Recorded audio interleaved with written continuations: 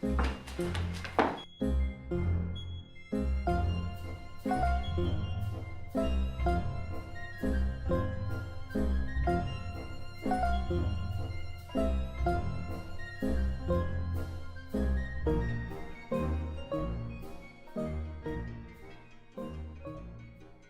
rien ne pourra m'étonner.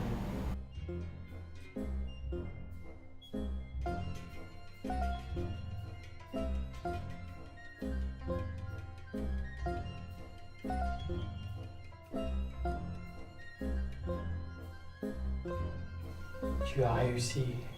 Ce sera notre chance, mon frère. Et plus jamais aucun d'entre nous n'ira en institut spécialisé. Non, mais je t'ai déjà dit d'arrêter de faire ça. Moi, j'en ai eu un tout à l'heure. Par contre, hier, j'en ai eu 6.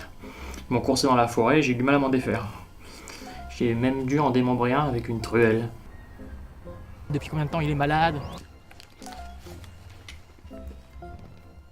Oui, bah, ils sont en train de faire demi-tour, je sais pas moi, mais ils viennent avec le chef.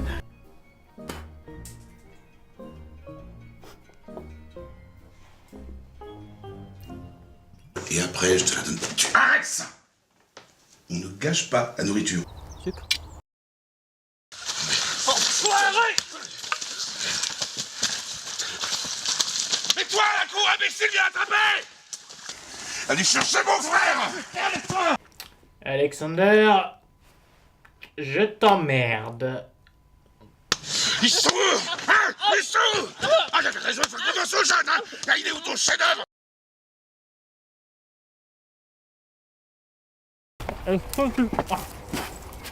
Est-ce que tu as vu Rencontre du troisième type? Ouais, quel rapport? Est-ce que tu te rappelles ce qui arrive au héros dans le film? Il est en contact avec des visiteurs, il fait des rêves, il voit une montagne, il a construit même en argile, il est un peu fou. Ouais, je me rappelle. Et si je te disais que Steven Spielberg a écrit ce film suite à quelque chose que quelqu'un lui a raconté? Comment ça? Peu de gens connaissent cette histoire, mais j'ai eu la chance d'accéder à des documents secrets. Alors, nous sommes en 1975. Steven Spielberg vient de finir son chef-d'œuvre Les Dents de la Mer et il est en train de préparer son nouveau film. Quand un homme du nom de Roy Irene rentre dans son bureau et lui explique qu'il a été témoin de phénomènes paranormaux inexpliqués dans le ciel du Wyoming près de la montagne de Devil's Tower. Pour en revenir à ton frère, moi je pense qu'une forme de vie extraterrestre sous forme d'ondes lumineuses s'est implantée dans son cerveau pour survivre en attendant de retourner parmi les siens. Et tout ça, c'est de ma faute. Il faudrait trouver l'endroit de son rêve. Et surtout, fais-lui dessiner, sculpter, essayer de rentrer en communication avec l'alien qui est en lui. Ok, je vais essayer de lui parler. Et le mec en noir, alors, c'est qui?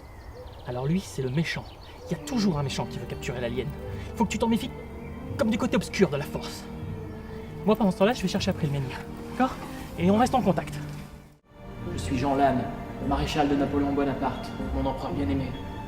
Et à qui tu con? Je dormais, en ma demeure.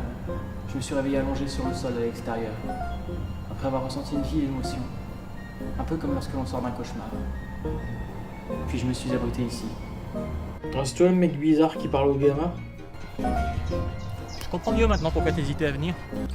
J'ai eu des soupçons dès notre première rencontre. Jeune et naïf.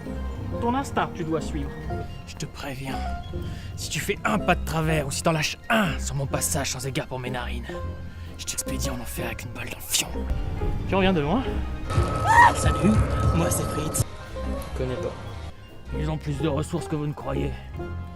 La femme, ce sera pas un problème. Mais le mec, il faut se méfier. Faut pas se laisser berner par sa désinvolture.